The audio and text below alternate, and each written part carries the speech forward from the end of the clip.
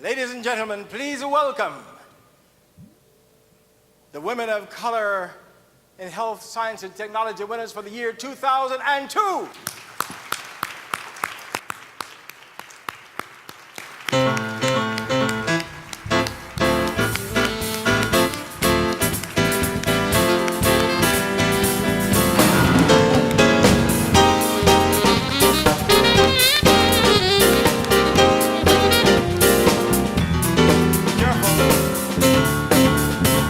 Walk all the way down here. Walk all the way down this way. The first annual award celebration for the Women of Color in Health, Science, and Technology. Tonight's theme is Healing All and Harming None, reclaiming the creed through technology. Please welcome Tyrone Taborn, Chairman and CEO of Career Communications Group, publisher of USBE and Hispanic Engineer and Information Technology magazines, and the force behind this and so many other recognitions for women of color. Ladies and gentlemen, Tyrone Taborn. Good evening, and welcome to the first Women of Color in Health, Science, and Technology Awards Conference. You should know that this event is part of the Women of Color Conference Series. Our Women in Color in Government and Defense is now several years old and has an attendance of 3,000 people. It takes place this July in Washington, D.C. Our National Women of Color in Technology Awards Conference has more than 5,000 participants and will celebrate its 8th year this September in Atlanta. But don't let those numbers intimidate you at all. They all started small. There is a difference, however. This conference is the best kickoff conference I've seen in all my 15 years of hosting these events. You really do deserve to give yourself a round of applause.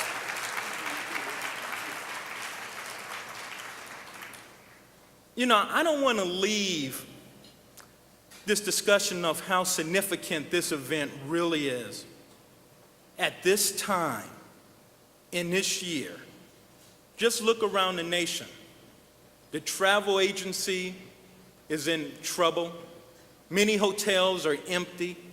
Conferences are canceling by the boatloads. Our country has still not recovered from 9/11. And let me tell you, it shows. And it could have been easy to cancel this kind of event and instead hold it next year. So many people said to me, why do this? I believe if we had, this conference may never have happened. Because you know, once you start putting things off, you signal that it isn't a priority. And this event is one of the most important events in my career. Once we announced the Women of Color in Health, Science, Technology, nothing was going to stop me or my team members at Career Communications from seeing this event through. And it's clear that nothing was going to stop you. It didn't stop scores of young women who started their journey at 3 o'clock this morning to get here today.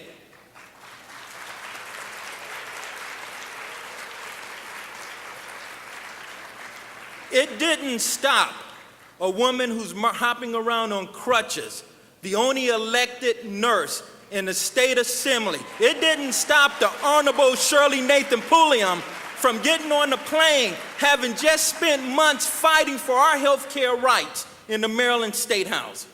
And it didn't stop many of you who found this event so important that some of you paid your own way because of budget problems with your organization. It didn't stop you. Give yourselves a round of applause.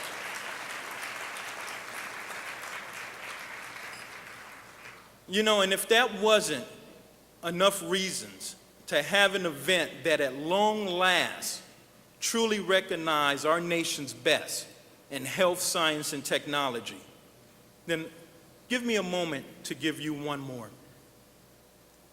It should have been centuries ago, but it was in our lifetime that a young woman from Chicago had a baby.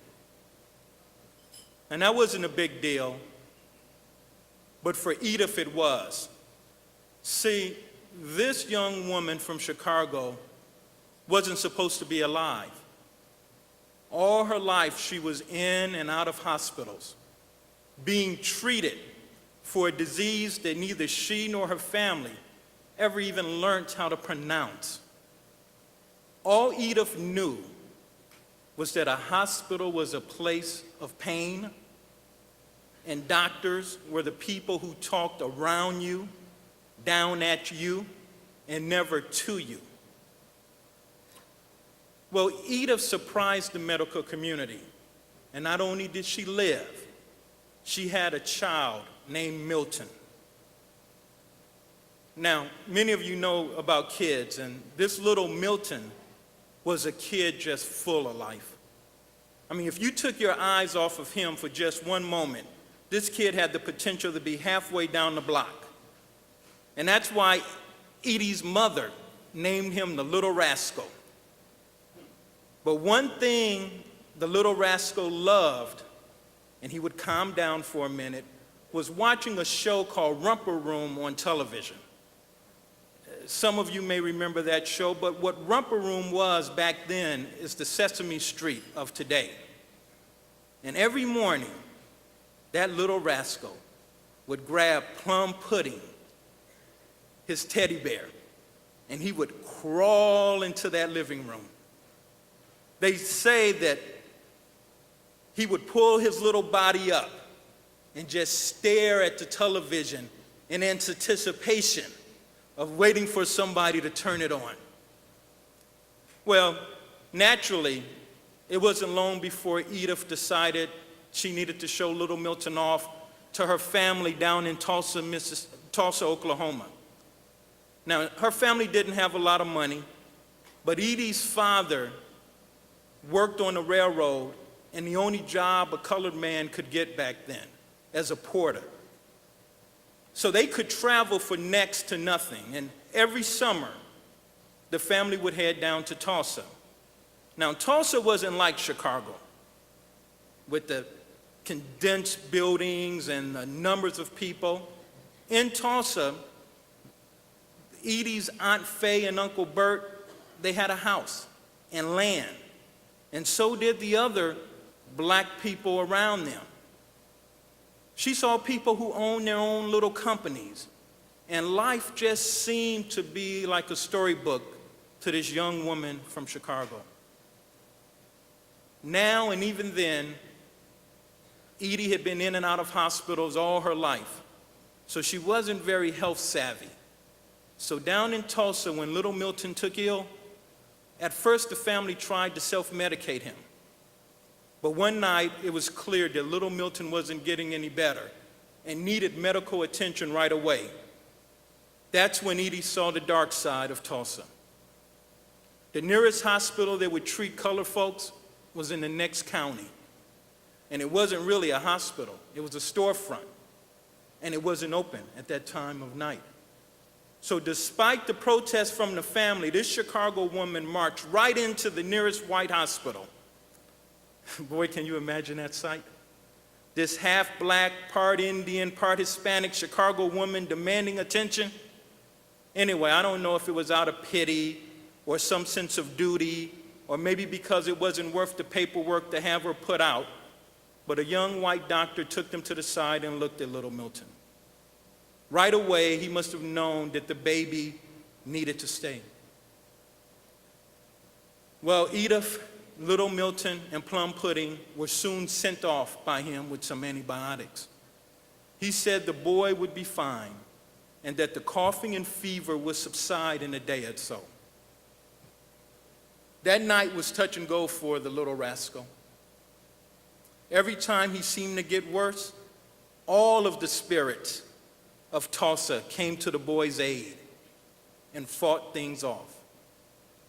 You know, that night, no one slept. Woman after woman in the community took their turns watching, praying over Edie, Little Milton, and Plum Pudding.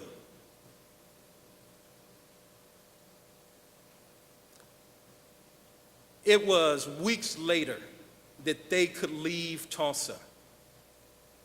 While sitting on the train, Edith felt a sense of guilt as she held Plum Pudding. Perhaps she thought she was being a bit selfish, keeping Plum Pudding to herself. But as the train passed the Colored Folk Cemetery on the outskirts of Tulsa, she knew she needed something for herself, because little Milton would never be alone with all the family members buried in that cemetery with him. Neither Edith nor Plum Pudding could see Milton's grave from the train, but they knew the words on the tombstone by heart. This is where Little Rascal plays now. I know people have come in late, so let me reintroduce myself. I'm Tyrone Taborn, son of Edith and Little Rascal's brother. We're here today because there are far too many Ediths and Little Rascals who need our help. They may come in the form of the poor, whose only medical care is their emergency room, or the woman who must decide between food for her kids or her medication. They come in the form of our fathers who have waited so long for that examination and then only to learn that their lives will now be measured in months, not hours or years. We're here today because the folks in this room fall into three important groups. Those like our honorees who are doing something to make a difference. Those of us who should be doing something. And hopefully, if this evening inspires us to do even more, then we have accomplished a major goal. And then those of you who one day will be in a position to make a difference and do something. And to that group, let me say that life is really just a blink of the eye. Your value is in what you collect while you're here. Your value is what you leave behind. Tonight is about honoring those individuals who are doing their best to assure that all the little Miltons grow into old Miltons. And managing the technology and science will be just one of those tools we will have to ensure that. Can you for a moment imagine a world where Edith could have used an internet connection to send videos and sound to a specialist anywhere in the world? With a broadband connection, that specialist would have been able to examine little Milton. And with a few keystrokes, he could have found a bed for him anywhere. Once there, another doctor, she could have used a scanner to read a bracelet on little Milton's arm and gathered all his medical history and insurance information. Then rather than waiting for hours to see a doctor, a suggestion for treatment could have already been made available to that practitioner on the ground. And if Edith was still confused, in following days, she could have logged into a user group and asked questions from people who had gone through similar pain. In other words, Edith could have put herself in a position of knowing as much about little Milton's illness as the doctors. She could have leveled the playing ground. She could have been empowered. All of that and so much more is possible right now. Technology, for example, can speed the development of drugs in the labs into the knowledge bank of the medical community and then into the hands of the people who need those drugs the most. Technology can give each of us control over our health space, helping us to become the stewards of our own bodies. And finally, technology can help assure quality of treatment for everyone by allowing an expert at Yale, Meharry, Howard University to share their information and knowledge with someone in a village, whether it's in Far East Asia, India, Africa, an Indian reservation right here in the U.S., or any of our rural areas. This conference is exciting because for the first time in history, we sit at the threshold of a promise that until now has been unfulfilled. We now have the opportunity to use technology to educate, to treat, and empower millions of people regardless of wealth or race or gender. So why are we here? Because as you watch the people who come across this stage, this will give you the best seat in the house for the grand show that's about to take place in our society. I want to thank you from my heart for being here. My mother wants to thank you. And a little rascal wants to thank you too. Enjoy the show.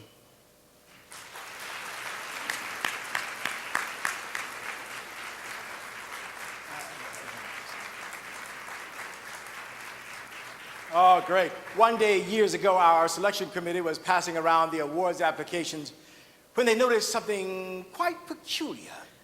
The number of women exceeding the bar was vastly greater than the number of awards we had to present. We checked to see if perhaps the bar was too low, but on examination discovered that, in fact, the bar was as high and maybe even higher than that set for men, all men.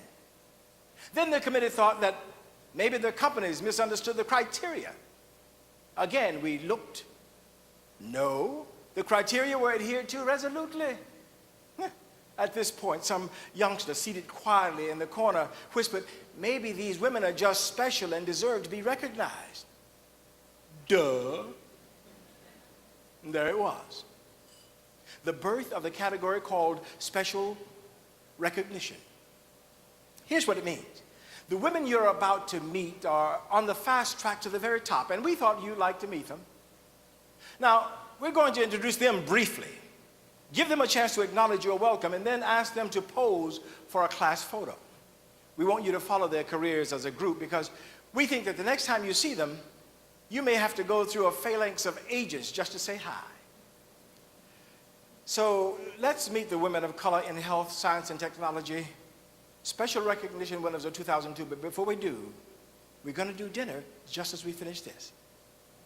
Monique Adams, PhD, is a cellular molecular biologist with Abbott Laboratories.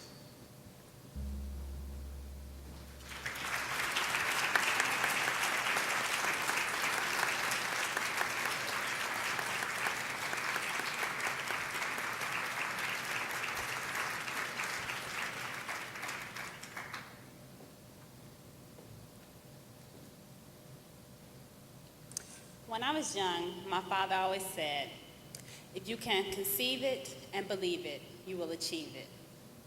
I thought true, but trite. Then God granted me a very special gift to enable the healers through science and technology. Suddenly, through the methods of science and the tools of technology, I was able to see things that were previously invisible and achieve things that were formerly inaccessible. Now, as I grow to fulfill the promise for which I'm being recognized tonight, I have even grown in my gratitude. I am grateful to my father and my mother for their wisdom. I am thankful to God, my family, friends, and mentors for seeing my potential and nurturing it. Thank you.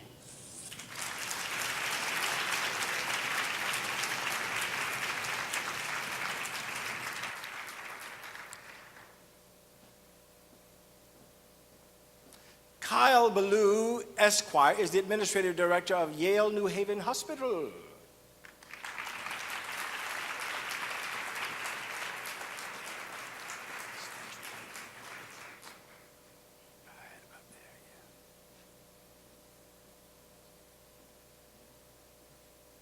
Whenever I am honored for my achievements, I am reminded that what is being recognized is the effort, not the intention.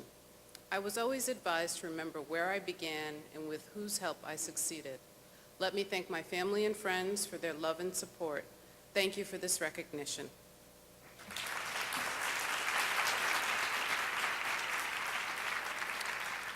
Mei Chen, RDH, MED, is a clinical associate professor in the School of Dentistry at the University of Washington.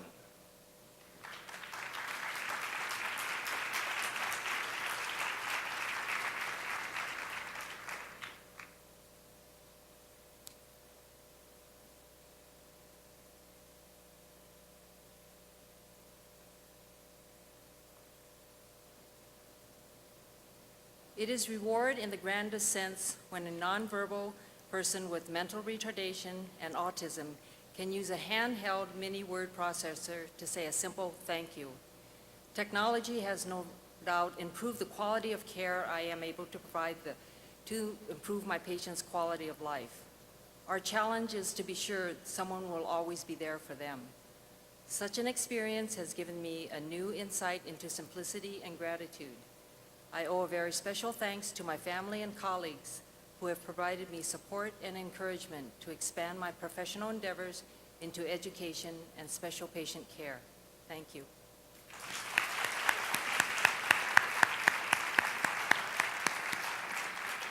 Semahat Demir, PhD, is Associate Professor in the Biomedical Engineering Department of the University of Memphis.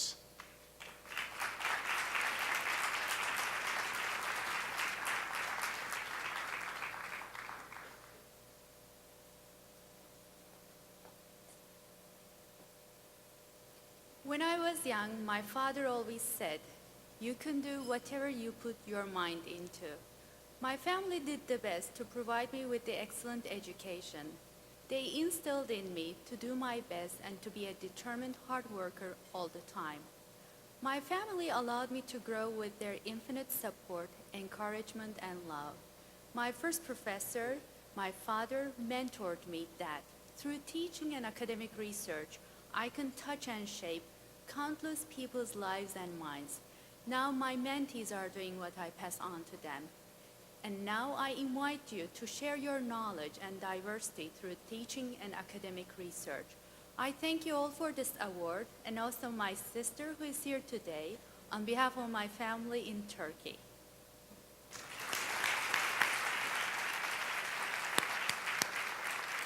Arlene Garcia Perez, PhD, is Assistant Director in the Office of Intramural Research at the National Institutes of Health.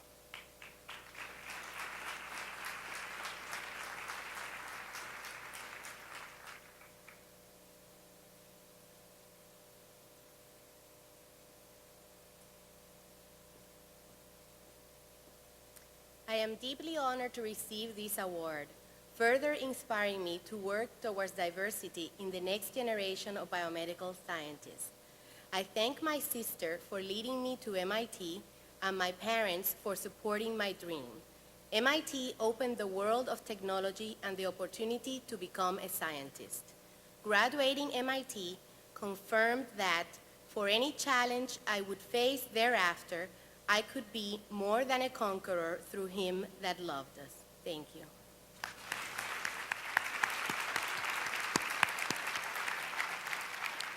Diane Johnson, MBA, RN, CNA, is Vice President of Patient Care Services and the Chief Nursing Officer at Sinai Hospital of Baltimore.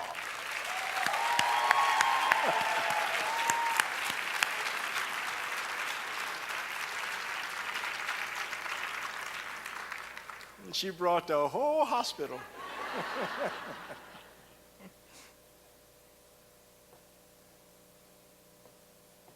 This is an auspicious time to recall the wisdom of the great tennis champion Althea Gibson, who reminds us that no matter what accomplishment you make, somebody helps you. and Cicero, who said that gratitude is not only the greatest of virtues, but a parent of all others. I therefore wish to accept my deepest gratitude to those who have helped me accomplish the things for which I am so humbly honored tonight. My special thanks to my boss, Neil Meltzer, who nominated me, to my husband, Willie, who's here tonight, and to my family for their staunch support. Likewise, my gratitude journal is filled with mentors who, along the journey, have guided my steps. Thank you so much.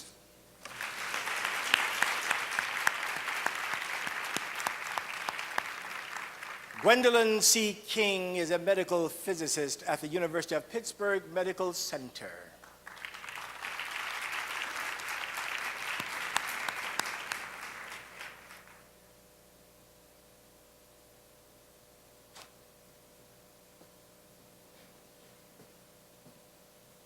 Education is your passport to the future, for tomorrow belongs to the people who prepare for it today. These words by Malcolm X has captured my philosophy. As part of my preparation for tomorrow, I stay steeped in gratitude today for those whose shoulders carried me to the highest potential of my reach. My family has always believed in me, supported me, and encouraged me on my quest for knowledge. My grandmother, to whom I owe a debt of gratitude for her wisdom and indomitable spirit, taught me that every generation should do better than the one which came before. I'm deeply grateful to them all. Thank you for this recognition.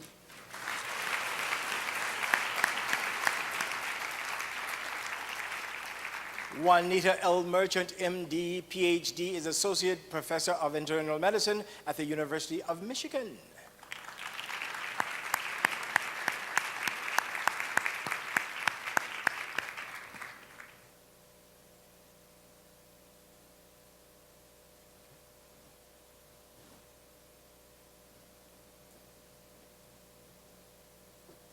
I shall be telling this with a sigh, somewhere ages and ages hence. Two roads diverged in the woods, and I took the one less traveled by, and that has made all the difference. That verse by Robert Frost has been my compass. It has brought me to the realization that to successfully navigate the road to academic success requires multiple mentors, and that a great mentor should be like a great marriage, till death do you part. I advise those beginning their journey to make use of their mentors early and often. Certainly email will facilitate those interactions. Be determined to begin your journey with an attitude of confidence and perseverance, dissatisfied with no as an answer. Thank you.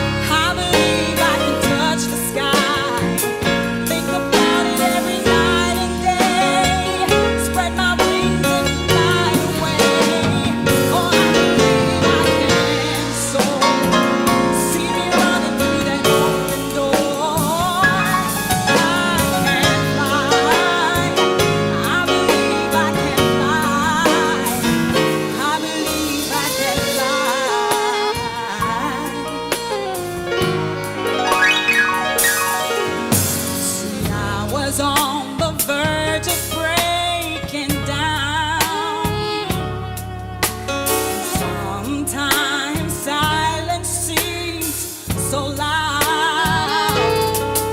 There are miracles in life I must achieve. But first I know it starts inside me. If I can see it, then I can do it. If I just believe it, there's nothing to it. I believe I can fly. Oh, I believe I can touch the sky. Think about it every night and day. Spread my wings and fly away. Oh, I believe I can soar.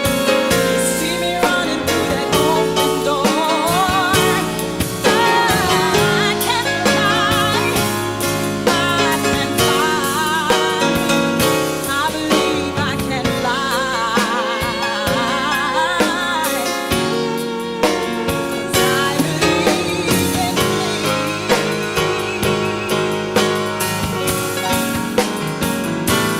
If I can see it, then I can be it. If I just believe it, there's nothing to it. I believe I can. I believe I can. I believe I can fly. I believe I can touch the sky. Think about it every night and day. Spread my wings and fly away. Oh, I believe I can soar. See me running through that open door.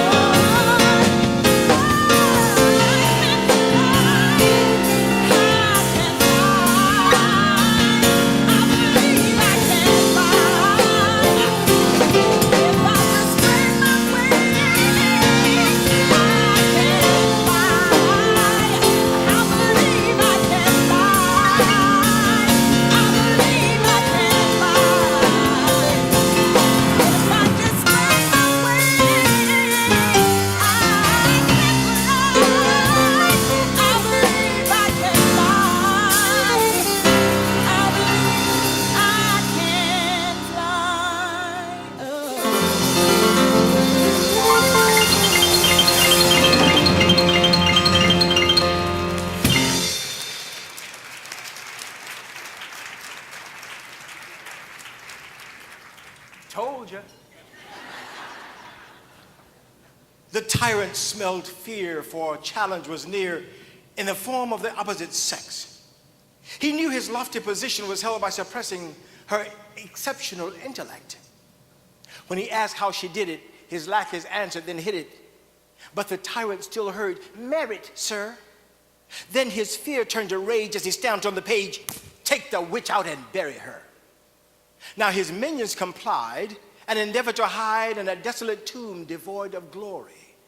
All knowledge of the woman of color's exploits they buried in the form of her story. For centuries on end, the lie made pretend that her story was fictional fusion, that no mere coquette could possess intellect worthy of public illusion. But there in the tomb where her story was doomed lay a diamond as bright as the sun. And nestled by its side, in sheer radiant pride, was bright gold by heaven's hand spun. "Tell me how," asked her story, "can you lie in this gory grave and evince such pleasure?" Because all that is buried, they emit it with relish, eventually emerges as treasure. See, when you steal a woman's story, there is nothing else left to know. But when you reveal a stolen story, there's no limit to where you can go.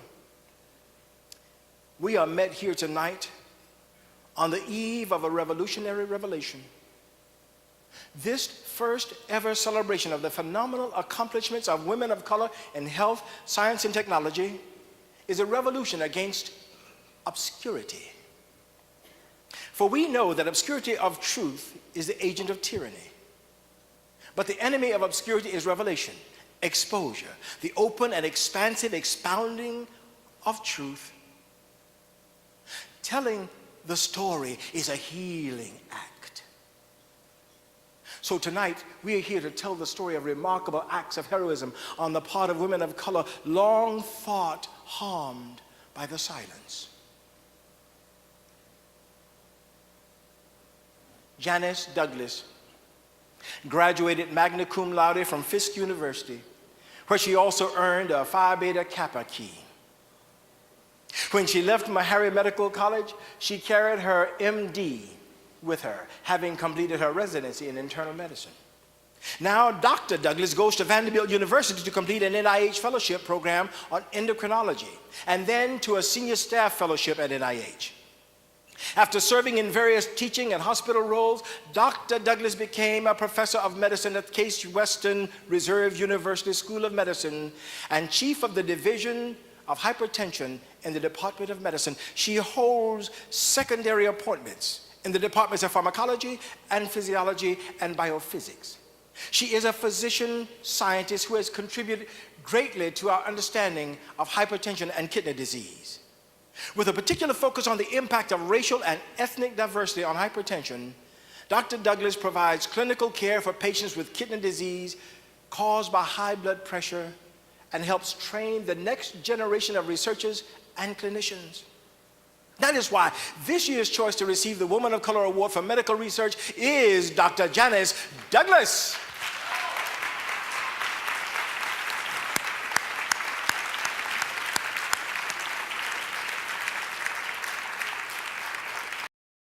Resulting from these events helped to point my course and shape my destiny. I was determined to make a difference in people's lives. In my pursuit of this elusive goal, I've been blessed to meet others whose passion for victory over this dreadful ailment equals my own. Truly, the dedication of these research colleagues, assistants, trainees, and students of medicine is the very foundation of this award that I am eternally grateful to them all. Likewise, I owe a particular debt of extreme gratitude to my parents, elect and Lewis Green, who electrified me with motivation, them being a dentist and a physician, and they gave me the zeal for intellectual pursuits for public good. My dear husband, Thee Baltimore, who is here with me tonight, has a stake in this as well. For his patience and partnering made me achieve these accomplishments. And I wish to thank all of you for this prestigious award. Now, focus on this for promise. Michelle Robinson earned a Bachelor of Science degree in biology, graduating cum laude from Adelphi University. Then she went to the University of Medicine and Dentistry of New Jersey to earn a doctorate in dental medicine. Dr. Robinson then attended Columbia University Graduate School of Arts and Sciences, where she earned a Master of Arts degree in Medical Informatics and Information Sciences. Now, Michelle is an assistant professor of dental public health and director of informatics at Marquette University School of Dentistry in Milwaukee, Wisconsin. There, she uses the latest technology to advance public health dentistry. She has been asked to help plan the infrastructure for the new dental school building. She's also been tasked to design a new curriculum while she's at it. In her spare time, Michelle teaches computing courses, computer application courses, ones on informatics and public health, and she supervises students on rotation to public health clinics and hospitals. Dr. Robinson has used her considerable skills in technology and dentistry to initiate a telemedicine system for distance learning. Now, can you see why we are so elated to show you off Dr. Michelle Robinson as this year's Woman of Color winner of the award for the most promising healthcare professional? Welcome, Dr. Michelle Robinson. Healing works like a boomerang. When you give to the world the very best you have, the very best will come back to you. In our effort to heal, many of us put countless hours into making things better for others, often to the detriment of our own personal welfare. I felt healing efforts being returned and multiplied to me when I was nominated, selected, and accompanied to receive this award. I'm grateful to those colleagues who took the time to nominate me, the committee that deliberated and selected me, and for loved ones whose accompanying support sustains me. Thank you. She has distinguished herself as the Equal Employment Opportunity Officer and Minority Outreach Coordinator for 2 institutes at the National Institutes of Health: the National Institute on Deafness and Other Communication Disorders, and the National Institute on Nursing Research. She recently led a $2 million effort to fund an NIH pilot initiative to train nurses to research health disparity issues in underserved populations. She began her career as a biologist at NIH, conducting basic research in experimental carcinogenesis. Sometime later, she was asked to promote recruitment efforts for minority and women in biomedical research. And that is just an imprint of how Kay Johnson Graham came to win the award for affirmative action in government. We're proud to make this presentation to Kay Johnson Graham.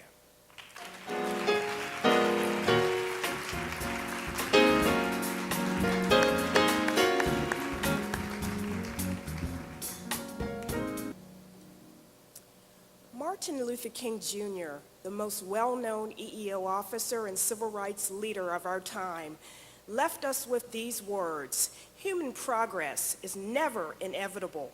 Instead, it comes from tireless efforts from those who are committed to justice, progress, and change."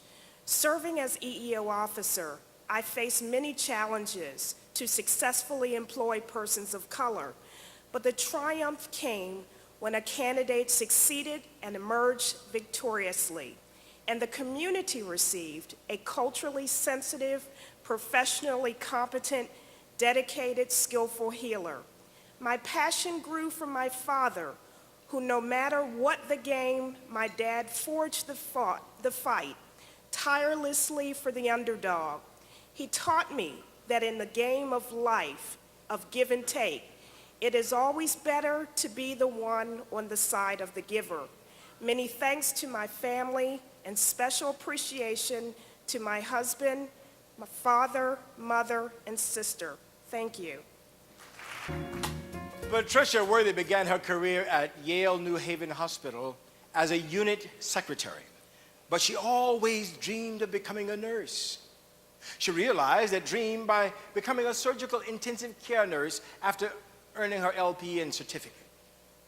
She went on to receive an Associate of Science degree in nursing from the University of Bridgeport, and then served as staff nurse manager in the adolescent psychology program. Later on, Pat was tapped to be coordinator of organizational development and staff training during the hospital's major reorganization, which led to her current position as manager of diversity workforce at Yale New Haven Hospital. Her efforts to ensure diversity in the workplace helped the hospital immensely last fall when they were awarded the venerable Exemplary Voluntary Efforts Award from the U.S. Department of Labor. This EVE Award is given for voluntarily implementing programs that have increased employment opportunities for minorities, women, and persons with disabilities. Pat Worthy, RN, is truly deserving of the award for affirmative action in industry, and we are proud to present it to her right now. When I was growing up, I was always encouraged by my parents to dream big and live life on purpose, steadily moving upwards toward a goal. They taught me to expect setbacks and then find a way around them. I was fortunate to enjoy the faith of my family and friends who supported me unconditionally as I grew. My life purpose was to emulate them by being helpful to others who were striving to grow toward their own goals. For this, my friends call me the wise gardener, and that makes me very proud. This award makes me extremely grateful for those early lessons of life. I would like to thank my Vice President, Alvin Johnson, for nominating me for this award, and the Divas for their support. Thank you.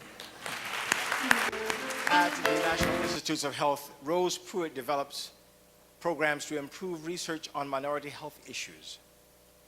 She's a dedicated administrator who is adamant that innovative efforts be made to ensure adequate opportunity for women to participate in biomedical research.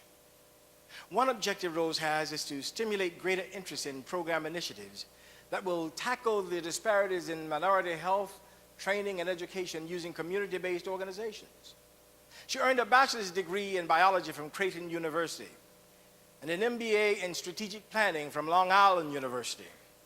She worked as an economic analyst for the Department of Defense and policy analyst for the Department of Labor before being named Minority Program Manager EEO Officer at the NIH National Institutes of Diabetes and Digestive and Kidney Diseases.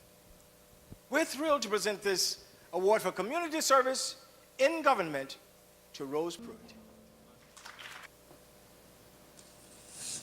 This award is like a powerful healing elixir. As it evokes my gratitude for the recognition, it ignites my passion to strive on. I serve because I was served. My mother, Matilda, is 81. She was the first to teach me to heal without harm and continues to teach herself and children today through internet, cell phone, and PDA.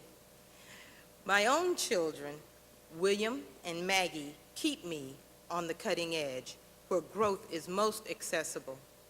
Dr. Vivian Penn is my mentor and a balm in Gilead. Lastly, while I'm deeply grateful for this award, I am reminded of William Shakespeare's caution in King Lear.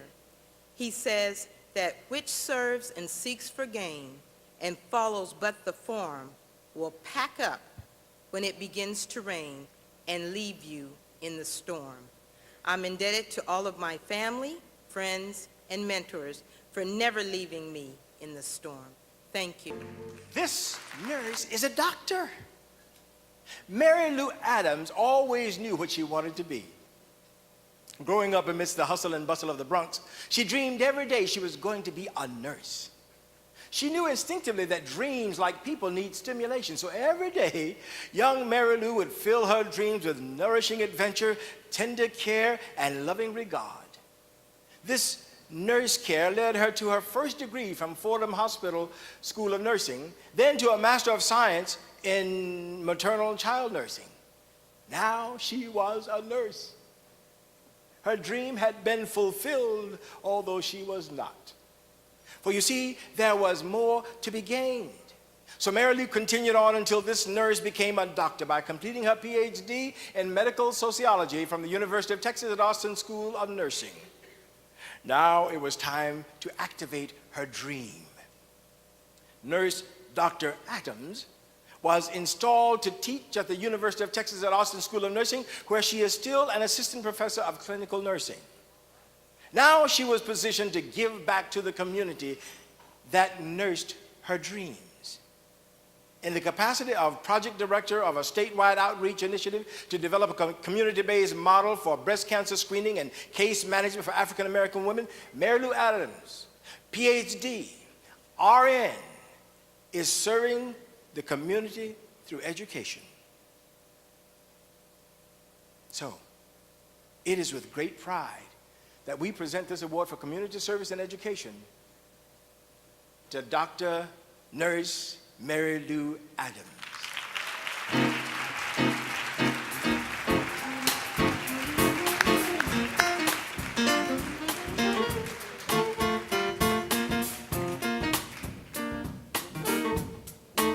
Do nothing ever. Thus, a non-story is much louder in effect than is a storied none imperfect. To tell a story wrong, that is, to lie, is to shape the thinking and infect those present. Quite clever. But to avoid a story altogether, that is, to ignore it, is to infect the presence and the shape of thinking forever. To tarnish a story intends to demean the ones who accomplish the act, and with extreme prejudice arrest the advance of her daughters who would follow her track. but to expunge the story, is designed to deny that one ever climbed a hill and having no model that has gone on before shall ravage the pupil's will.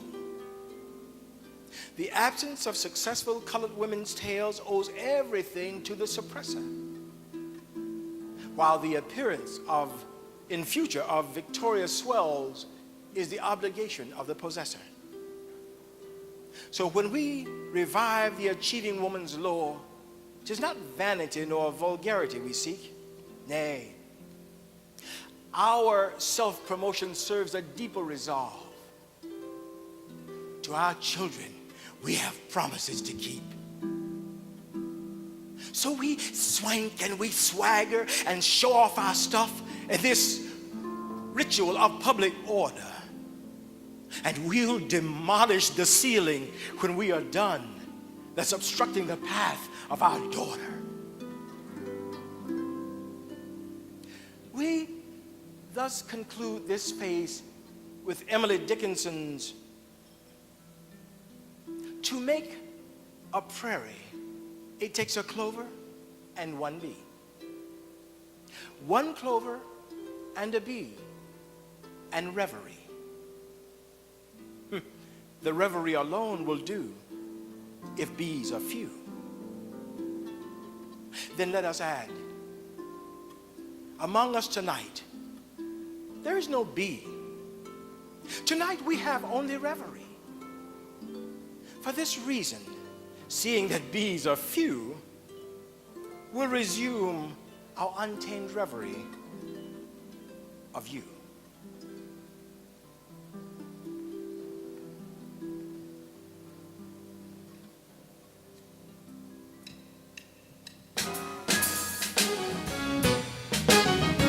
This song is for you.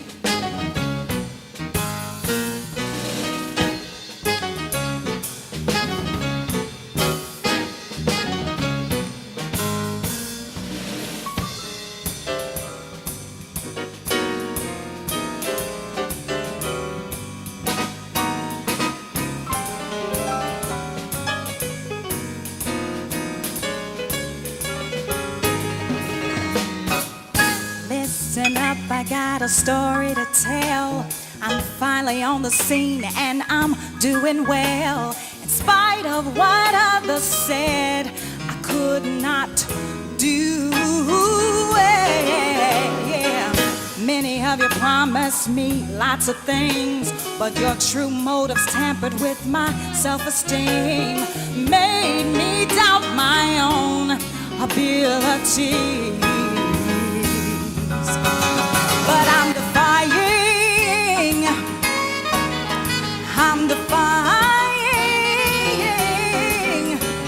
defying all the odds. I am defying. There's no denying. You prove that if you're strong and hold on, then you can move on.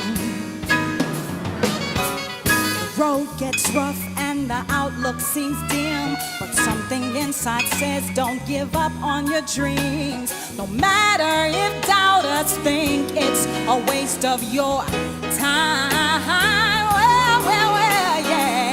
You know their thoughts don't mean a thing.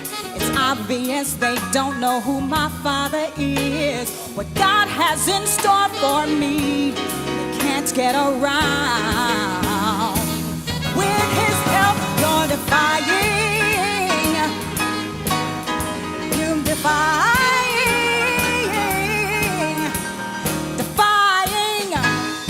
all the odds. I am defying. There's no denying. As long as you are strong and you hold on, you can move on.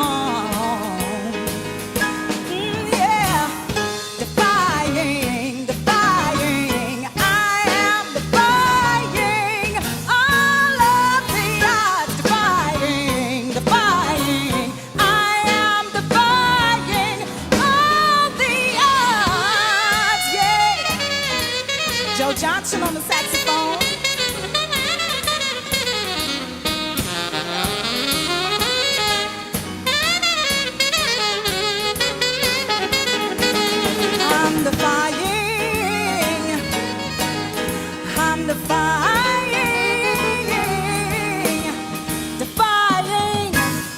all the odds. I am defying. There's no denying. As long as you are strong and you hold on, you can move on. You go, girls, you moved on. Take your bow, you moved on. We're proud of you, you moved on.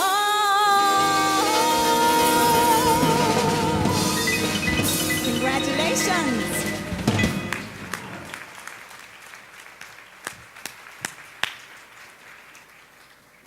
Denise Johnson is a surgical oncologist and a faculty member of Stanford University School of Medicine.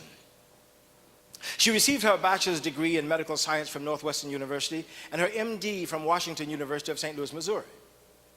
She is a member of the American Society of Clinical Oncology, Society of Black Academic Surgeons, American Association for Cancer Research, and the American Cancer Society Silicon Valley Board. She is a fellow of the Society of Surgical Oncology and the American College of Surgeons. She has collaborated countless scientific studies and supervised 16 research fellows in basic biomolecular oncology research. Dr. Johnson dreams of leaving a legacy that women, especially minority women, can achieve great things in surgery and oncology research. And she's made a great start. It is with great pride that we present this award for medical leadership and education to Dr. Denise Johnson. I am grateful to God for igniting the spark of success in me and keeping it constant. I applaud my son Matt, my family, and friends who fuel the glowing embers of faith in me by their radiance.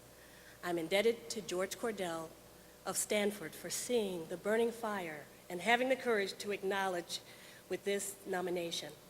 And I honor you for faming that fire with this award. It will intensify my efforts until a blazing inferno of opportunity emerges for all women in the sciences and technology. Thank you. Lori Bunch is the Vice President for Product Management at the Cerner Corporation. She joined Cerner as an installation director dedicated to improving the delivery of health care through technology. Before that, she worked with teams in the United Kingdom implementing Cerner systems around the world.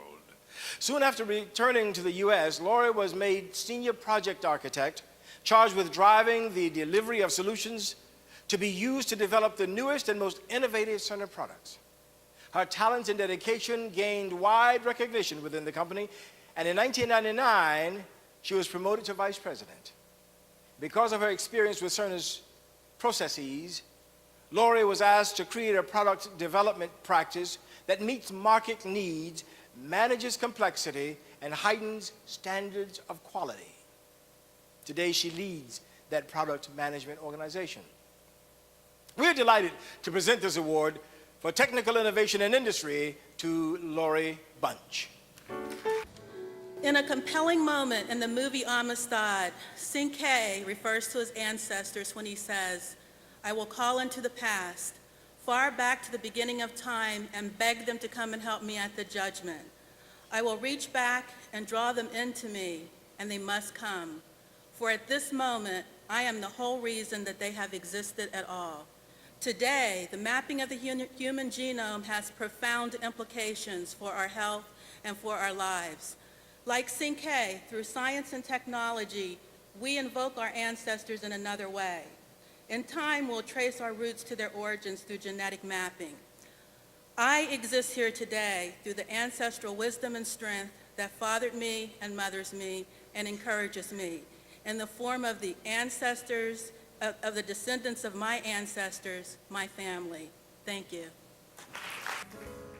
Monique Emanuel joined the Florida Department of Health as a data processing manager in 1998 when there were no agency-wide applications, no integrated email, and no internet access.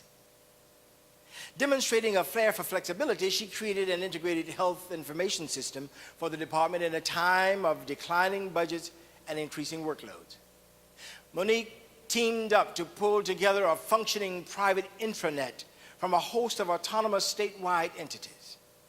Ms. Emanuel is Bureau Chief of Network and Computer Systems for the Department of Health. It is her job to establish systems and standards for local area networks and to manage network capability and performance. Emanuel earned her bachelor's degree in computer and information science from Brooklyn College in New York and her master's degree in management information systems from Florida State University. The award for technical innovation in government is proudly presented to Monique Emanuel. Thank you. I'm delighted to receive this award. To paraphrase Langston Hughes, life for me ain't been no crystal stair, but all the time I've been climbing on because of a dream that I could make a difference in the world. And this award suggests that someone believes I can. Henry Wadsworth Longfellow said that one half of the world must sweat and groan that the other half may dream. I am grateful tonight to all those who have sweated and groaned and guided me so that I might live my dreams. Thank you. Sybil Wagau, PhD, is a research chemist at Abbott Laboratories.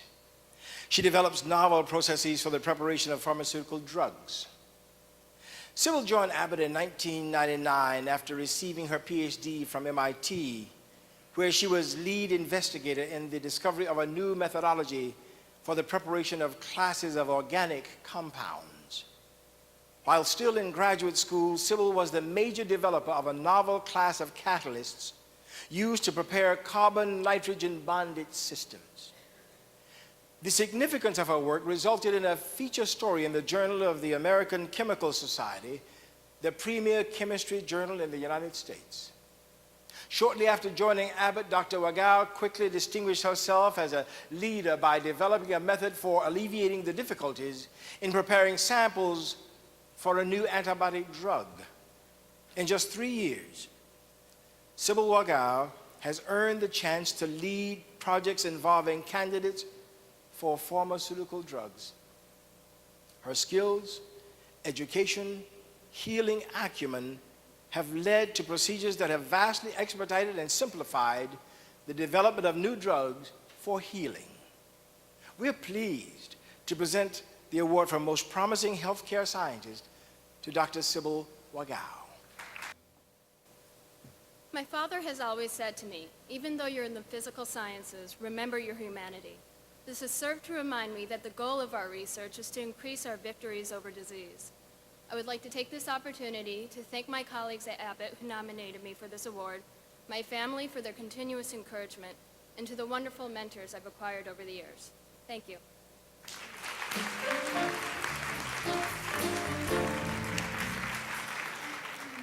Look out, world. Here comes the career model for the future. A female with Black and Hispanic ancestry who has become the advocate for minority health issues, Celia Maxwell is a bilingual, multiracial, highly educated, high-achieving icon. Board certified in surgery, internal medicine, and infectious diseases, Dr. Maxwell is a tenured associate professor in the Howard University School of Medicine. Glad to know y'all still here. She first joined the school's medical faculty in 1985.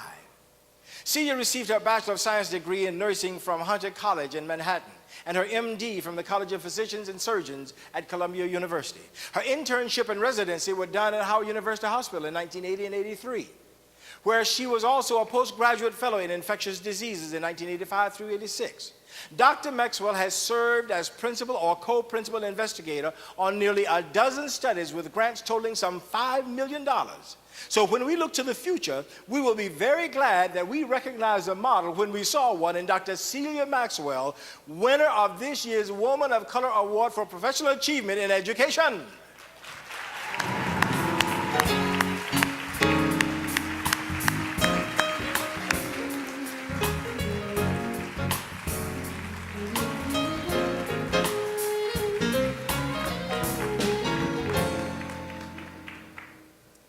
Good evening to all. It takes a particular kind of vision always to see a glass half full. People with such a vision are called visionaries. women in my circle with such a vision I call luminaries. I am particularly grateful and humbled tonight to have been nominated by just such a luminary, Virginia Webster, who is my colleague and my friend. I strive to pass on to others what many have passed on to me. I see it as my duty because someone said long ago, to truly get what you have been given is to turn and give what you've just gotten. This award represents recognition for my accomplishments. I would, however, like to extend my heartfelt gratitude to all those who helped me achieve my goals. Thank you. Mona Newsom Wicks originally dreamed of becoming a pediatrician, but nursing stole her heart. She graduated from the University of Memphis in 1978 with an Associate of Science degree in nursing. Thus bitten, Mona immediately enrolled in the University of Memphis, where she completed her BS degree in nursing in 1981. Now she was in a groove and went on to earn a master's degree in nursing from the University of Tennessee Health Science Center in 1987 and entered the doctoral program for nursing at Wayne State University, which she completed in 1992. Mona Wicks holds the distinction of being the first African-American nurse to complete the doctoral nursing program at Wayne State. Today, she is on the faculty of the University of Tennessee Health Science Center. She is a tenured associate professor in the College of Nursing and director of the Nursing PhD program. Nurse, Professor, Dr. Wicks is engaged in research focused on improving the health and quality of life for chronically ill patients and for family caregivers. Our glee comes from the fact that she is also our winner of this year's Women of Color Award for Professional Achievement in Education. Mona Wicks. I teach using web-based technology. I therefore am given a magnificent opportunity to reach people that might have been forever unreachable. I believe in the old philosophy that was stated many centuries ago. You can only teach them as far as you can reach them. The human self has been endowed with both potentials and limits. We have a duty to live within one and up to the other. We get to determine which to live up to and which to live within. In accepting this award, I want to honor God and the people He sent to boost my confidence in seeking my potential as an educator. Thank you for this award. The gold of her promise has never been mined.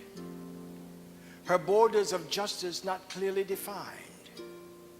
Her crops of abundance and the fruit and the grain have not fed the hungry nor eased the deep pain. Her proud declarations are leaves on the wind. Her southern exposure, a black death did befriend.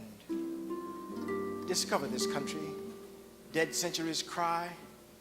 Erect noble tablets where none can decry. She kills her bright future and races for a sou, then entraps her children with legends untrue.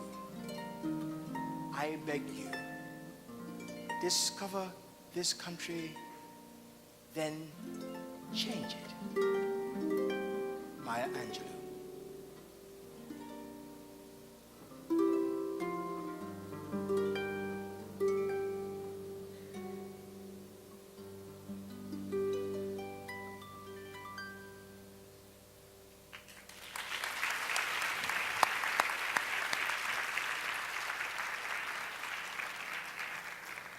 Dr. Roxanne Hughes Wheatland is credited with being one of the first persons to be trained in neuropsychology. She received her master's degree in the field from City University of New York in 1983. Roxanne went on to earn a PhD from City University of New York in 1989 and pursued a postdoctoral fellowship in the Department of Clinical Neuropsychology at the Johns Hopkins University School of Medicine in that same year. She joined the Kennedy Krieger Institute as staff psychologist after working as a college research assistant, a guidance counselor for learning disabled youth, and a consulting psychologist.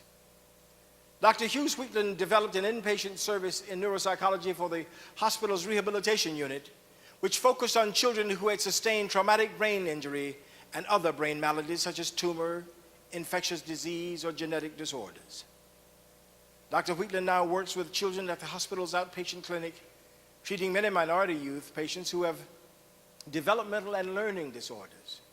So it is our distinct pleasure to present this award for professional achievement in healthcare to Dr. Roxanne Hughes-Wheatland. When you heal a child, you change the course of a generation. That is a theme that has guided my work.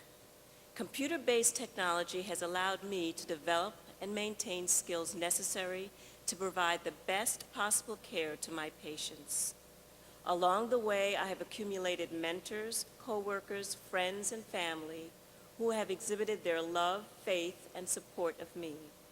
I take this time to express my deepest gratitude in saying thank you.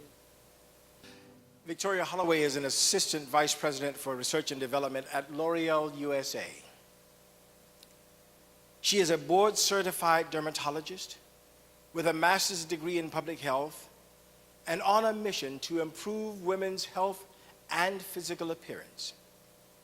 At the L'Oreal Institute for Ethnic Hair and Skin Research, Victoria has the opportunity to pursue both of these interests. She is a practicing physician with first-hand experience assessing hair and skin problems among African Americans. Dr. Holloway is building and directing the first and only research facility in the beauty industry that is dedicated to basic science research on the hair and skin of people of African descent. Her BA degree in biology was earned at Harvard. Her medical doctorate from the Yale School of Medicine, where she was inducted into Alpha Omega Alpha, the National Medical Honor Society. Dr. Holloway studied internal medicine at Massachusetts General Hospital and served as both a resident and chief resident in dermatology at Yale University School of Medicine. She later attended the Johns Hopkins School of Hygiene and Public Health, where she received a master's degree in public health and served as a Robert Wood Johnson Clinical Scholar at the Johns Hopkins University School of Medicine. It's an honor to present this award for professional achievement in industry to Dr. Victoria Holloway.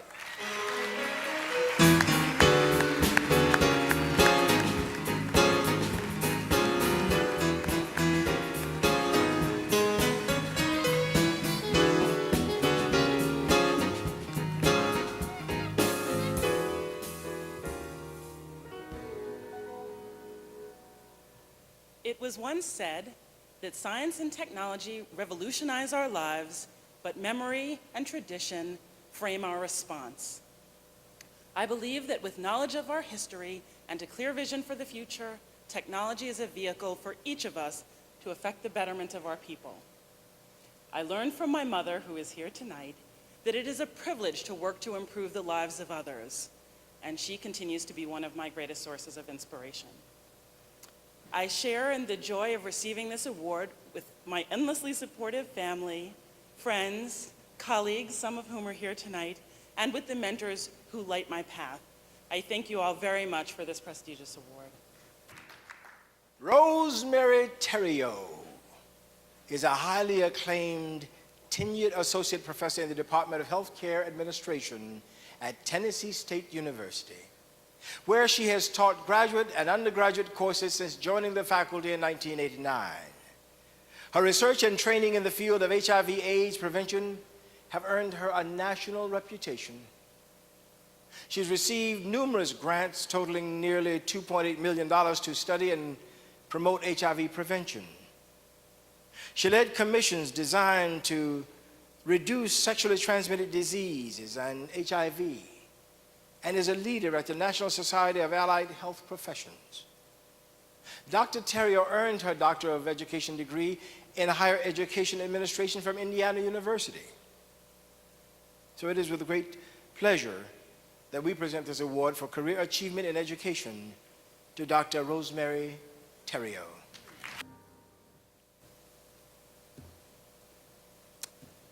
Healing requires power, which comes through knowledge. Knowledge is a product of information made more accessible through technology. Nowadays, when I declaim my personal creed, knowledge is power, I have something quite specific in mind: healing by closing the digital divide. I want to express my gratitude to God, a loving and supportive family, and gracious and dependable friends. They all have helped me to see that if we are going to win the battle against disease, we must advocate the judicious use of technology to spread the healing word of prevention and treatment. Thank you, and I love you all. She is the Vice President for Human Resources for Kaiser Permanente operations outside of California. She is the leader of 6 regions of the company, representing roughly 10,000 employees, serving over 2 million health plan members. She is responsible for compensation and benefits and for developing strategies to recruit and retain workers, to train employees, and promote positive relations with labor. Formerly, she was Vice President in charge of Human Resources for the Kaiser Permanente division based in Atlanta, Georgia. This lady has spent her entire professional career in health and education, starting in 1975 when she was director of the Educational Opportunity Fund at Drew University. She earned her BA in sociology from Lincoln University and MA in higher and adult education from Columbia University. So who is she, you ask? Well, she is the inimitable winner of this year's Woman of Color President's Award, which we are proud to present to Dresden Flynn White.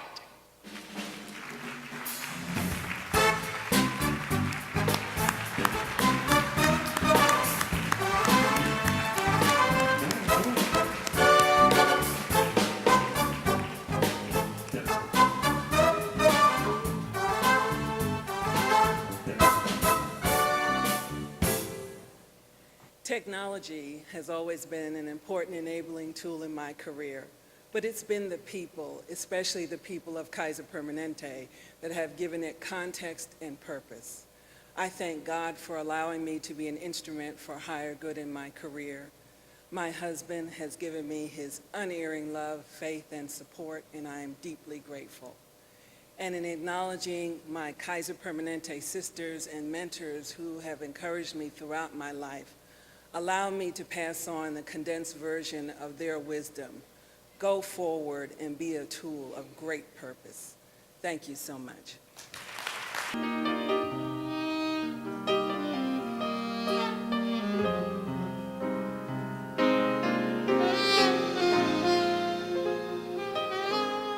There's a hero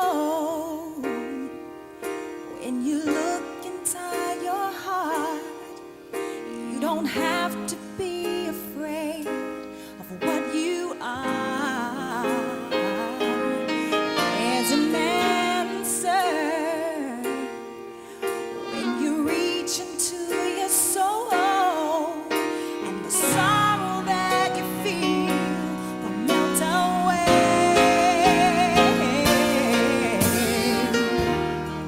And then a hero comes along with the strength to carry on, and you cast your fears aside, and you know you can survive. So when you feel that hope is gone, look inside you and be strong, and you finally see the truth that a hero lies in you.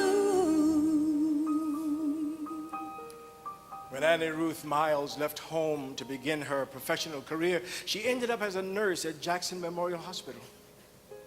This after graduating from Florida A&M University in June 1969 with a BS degree in nursing. The administrators saw immediately that she could organize and motivate, so they asked Annie to chair the hospital's Policy and Procedures Committee on Nursing, and later to administer the Department of Nursing and Patient Education. Here's where she learned what has become her own personal creed, that in order for a person to solve a problem, they must first understand that they've got one. This led Annie to earn a master's degree in adult education from Florida International University. The year was 1976, the pivotal year for putting her career on the fast track. You see, after that, Annie was chosen to be administrator of the Public Health Trust's North Dade Health Center in Dade County, Florida. Then she became Senior Administrator of Health and Rehabilitative Services for Dade and Monroe counties and was promoted to Executive Administrator for Miami-Dade County Health Department. By 1999, she had become Director for the Division of Family Health Services within the Florida Department of Health. Here, Annie managed a broad range of programs for breast and cervical cancer, women's health, chronic disease, maternal and child health, school health, the sexual violence resource program, minority health, osteoporosis, dental health, WIC, and child care nutrition, and the Kid Care Child Health Insurance Program. Now, everybody took notice. And in December 2001, Annie Nashsville was named Deputy Secretary of Health and Chief Public Health Nurse for the state of Florida. As such, she gets to promote the health of communities and families across the state. In her role as the state's chief public health nurse, Annie Nashsville oversees the practice and standards of some 2,500 nurses in the state's 67 county health departments. Because she understands that miseducation is America's #1 public health issue because it is harmful, she refuses to participate in that. Instead, Annie Nashsville chooses education as the principal tool of the healer. For that, she has been awarded many times over with the crowning achievement being inducted into the Florida A&M University Nursing Hall of Fame. So that's her resume. But here's her story. The Healthcare Executive of the Year award is presented to the person who dares to challenge the very character of limitations. To one who, when learning that something is harmed, thinks first not of their means to pay, but of her creed to heal. She is the beacon to all who would be nurses, doctors, researchers, technicians. She is the dream of every child. When the young see her, they sing. It's a long road when you face the world alone. No one reaches out a hand for you to hold. You can find love if you search within yourself. The sorrow that you feel will disappear. And then a hero comes along with the strength to carry on, and you cast your fears aside, and you know you can survive. When you feel that hope is gone, look inside you and be strong, and you finally see the truth that a hero lies in you.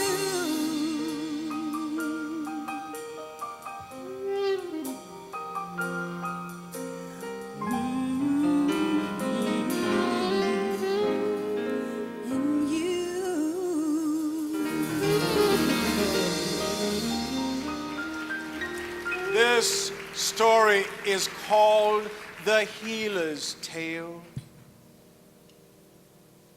When Annie Ruth was born in South Florida in a place called Mohaven, nobody paid much attention to the name of it, just like nobody paid much attention to the last name of a family.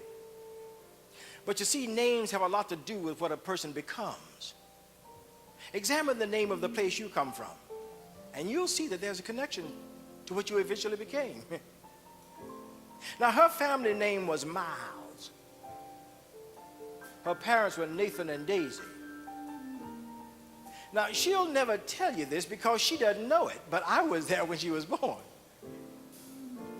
See, she was the second child born to Nathan and Daisy, first girl. Now, there were only 3 dreams that a proud parent could have for a girl child in those days. They could hope for her to be a beautician, a teacher, or a nurse. That was about it. But Daisy and Nathan lived in Moorhaven. The Moors in ancient history referred to the people with the black skin, and the haven was a place of refuge from harm, a healing place for the insanity of the day. Now, Moorhaven was a healing place for the Miles family. Nathan had a good-paying job as foreman on a farm, and Daisy was the family CEO. Now, Annie Ruth was born into a situation that for many would have proven disastrous. All I have to say is America's South in the 50s and 60s, and you'll get my drift.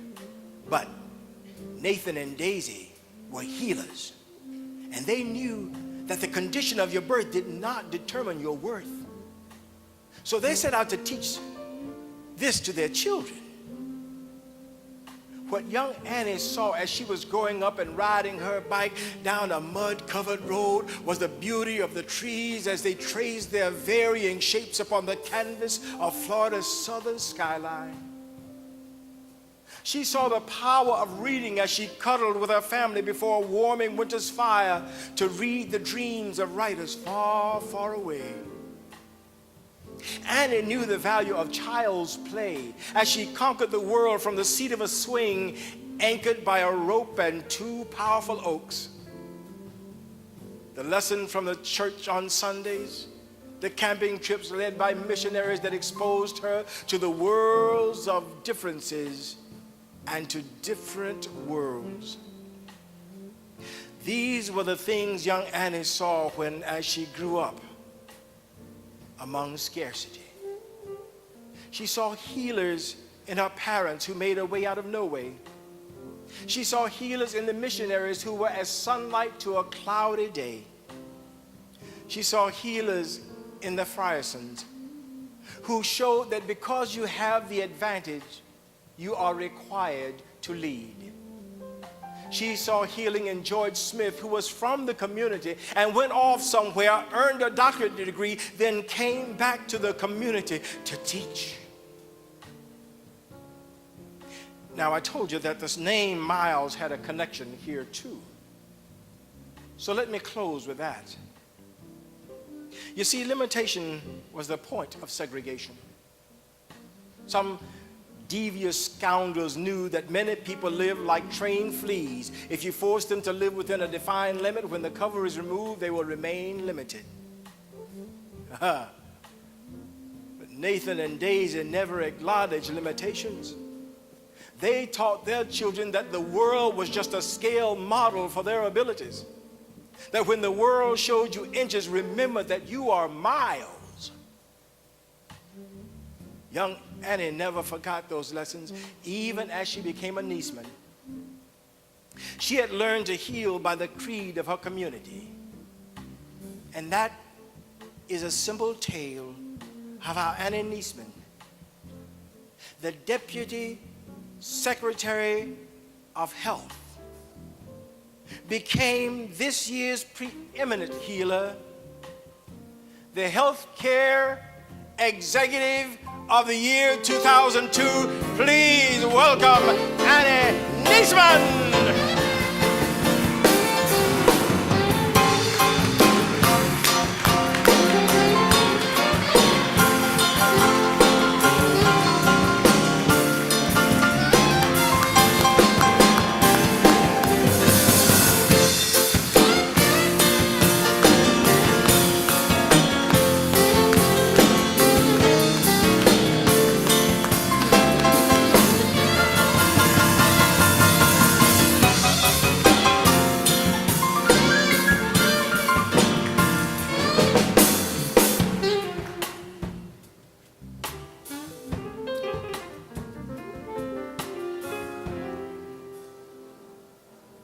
Thank you for that very warm welcome. First, I give honor to God for all He has done in my life. I am particularly grateful that Career Communications has seen fit to recognize the accomplishments of women of color in the health sciences industry. especially at this crucial time in our history when the reports of nursing shortages seem graver with each passing week. Doctors and researchers are continually discouraged by the business end of the healing arts, and more of our customers, the patients, have no insurance and cannot afford our treatment. To shine the spotlight on the creed that exhorts us to heal without harm and to extend our reach to everyone is a powerful backdrop to an exceptionally exquisite celebration. The message, as I see it, is potent. Healers heal, no matter the environment or circumstances. The creed did not say, I will heal until the going gets too tough. It never said, I will heal the rich and damn the poor. The creed said, I will heal all and harm none.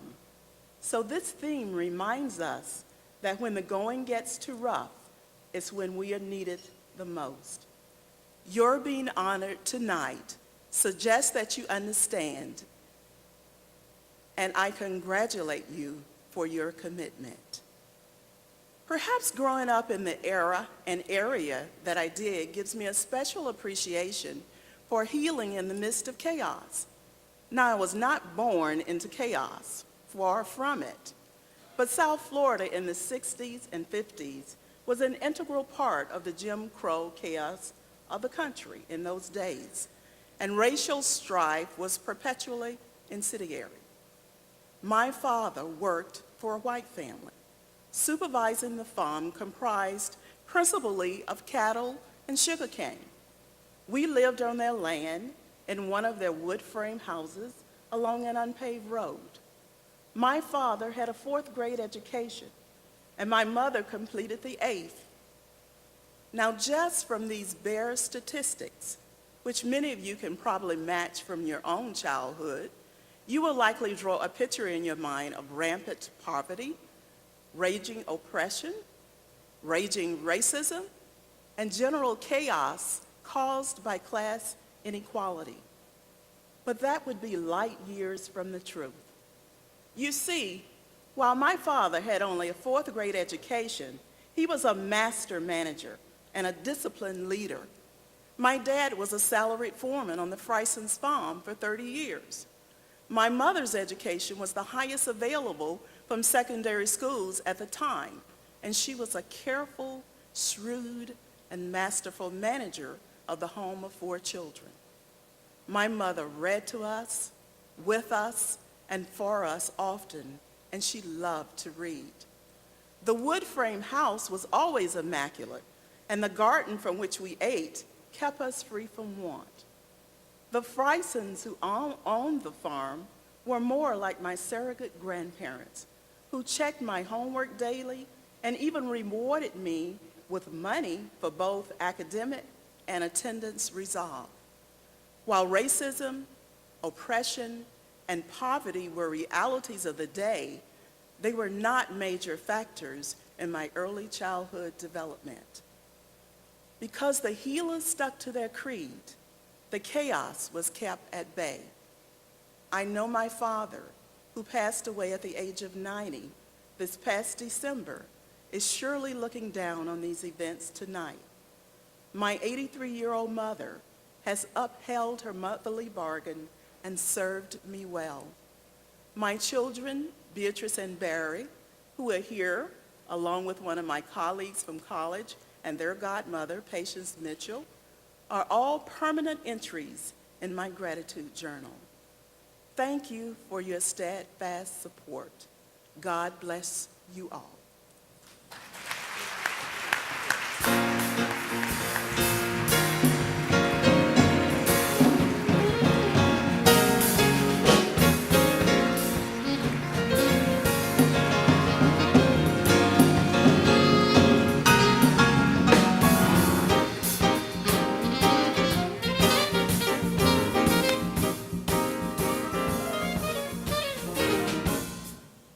Well, we did it. That ends the story of the first celebration of the Women of Color in Health, Science, and Technology Awards recognition. and thus begins what promises to be many more years of healing, an age-old wound that is rarely discussed. Who will heal the healers? Well, we will. With persistent discovery and exposure of the immensely talented women of color whose exploits for much too long have lain buried beneath the sands of time. On behalf of all of the winners tonight and those who make it possible for these treasures to be revealed, with a knight's goodly heart, I want to bid you a hearty good night.